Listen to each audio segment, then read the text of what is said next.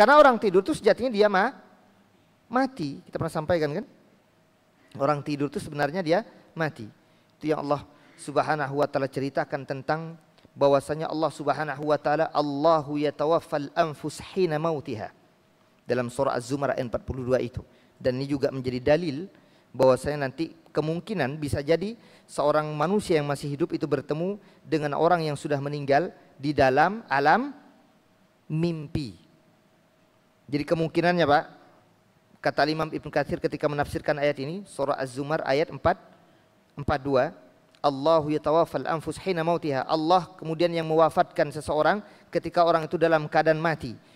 Dipegang ruhnya oleh Allah Subhanahu wa taala, ditahan oleh Allah, tidak dikemana-manakan, tidak dikembalikan ke alam dunia. Dan kalau Allah mau dihidupkan kembali orang tersebut, maka dia kemudian bangun dari tidurnya. Jadi orang kalau tidur dia mati.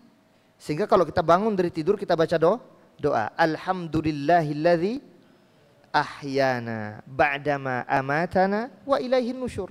Makanya banyak-banyak bersyukur Pak. Bangun tidur itu baca bersyukur kepada Allah. Bersyukur agar bisa nambah aktivitas amal ibadah, bukan nambah maksiat. Bangun tidur bisa nambah ibadah, bersyukur kepada Allah. Segala puji bagi Allah yang telah menghidupkan kami setelah baru saja mematikan kami. Jadi setiap kali bangun tidur kita baca itu.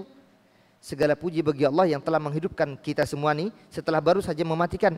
Jadi kita mati ketika dalam keadaan tidur.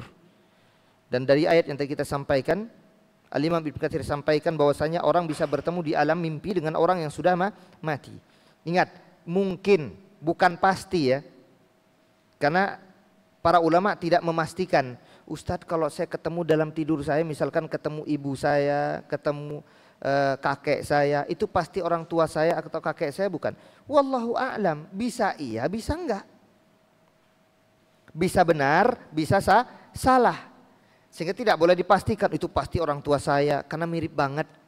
Jangan salah, setan itu, jin bisa menyerupai siapa saja.